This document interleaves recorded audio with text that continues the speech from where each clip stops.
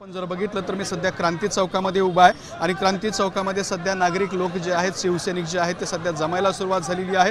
या ठिकाणी जमलेल्या काही कार्यकर्त्यांकडून घोषणाबाजी जी आहे ती सुद्धा सुरू असल्याचं आपल्याला पाहायला मिळत आहे। आपण जर या ठिकाणी बघितलं तर हा क्रांती चौक आहे। क्रांती चौकाचा हा अश्वारूढ छत्रपती शिवाजी महाराजांचा पुतळा आहे आणि याच पुतळ्याच्या पायथ्यापासून या मोर्चाला या ठिकाणी जी आहे ती सुरुवात होणार आहे आणि गुलमंडीपर्यंत हा मोर्चा जाणार आहे। साधारण 2 ते 3 किलोमीटरचा हा सगळा परिसर आहे आणि या संपूर्ण परिसरामधून हा मोर्चा जाणार आहे आणि उद्धव ठाकरे स्वतः या मोर्चामध्ये चालणार सुद्धा आहेत आणि त्यासाठीची ही सगळी तयारी आहे। मराठवाड्यातल्या 8ही जिल्ह्यातून या ठिकाणी मोठ्या संख्येने लोक जे आहेत ते जमायला सुरुवात झालेली आहे। साधारणपणे एका तासाभरामध्ये उद्धव ठाकरे या संपूर्ण मोर्चाला सोबत घेऊन क्रांती चौक ते गुलमंडी चालायला सुरुवात करतील। आपल्यासोबत राज्याचे विरोधी पक्षनेते माजी विरोधी पक्षनेते अंबादास दानवे आहेत। दादा, आपण काय सांगाल? मोठ्या प्रमाणात लोक जमत आहेत, मराठवाड्यातल्या 8ही जिल्ह्यातून लोक येणार आहेत, काय सांगाल?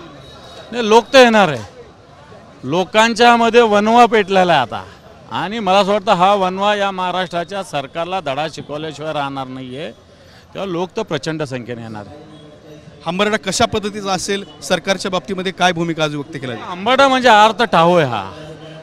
जेव्हा शब्द कोणती उरत नाही तेव्हा हंबरडा फोडला जातो, व्याकुळतेने हंबरडा फोडला जातो। आम्ही काय चिडून हंबरडा नाही, हा हंबरडा व्याकुळतेचा आहे, हा हंबरडा आगतिकतेचा आहे, हा हंबरडा सरकारच्या निष्क्रियतेचा आहे आणि म्हणून हा हंबरडा आम्ही फोडतो। पण टीकाही व्हायला लागले की शेतकऱ्याला मदत करत असताना सुद्धा हंबरडा फोडला जातोय, त्यामुळे शेतकरी उद्धव ठाकरेंना माफ करणार नाही किंवा काही आता हंबरडे शिल्लक ठेवा असं सुद्धा म्हटलं जातंय।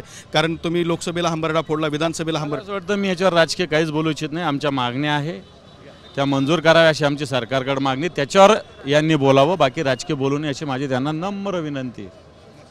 तर हे होते विरोधी पक्षनेते माजी विरोधी पक्षनेते अंबादास दानवे यांनी सुद्धा प्रतिक्रिया दिल्या। दुसऱ्या बाजूला जर बघितलं आपण तर लोक जमायला सुरुवात झालेली आहेत आणि शेतकऱ्यांच्या सामान्य नागरिकांच्या प्रश्नासाठी आज आम्ही हंबरडा फोडणार आहोत असं अंबादास दानवे यांनी सांगितलं।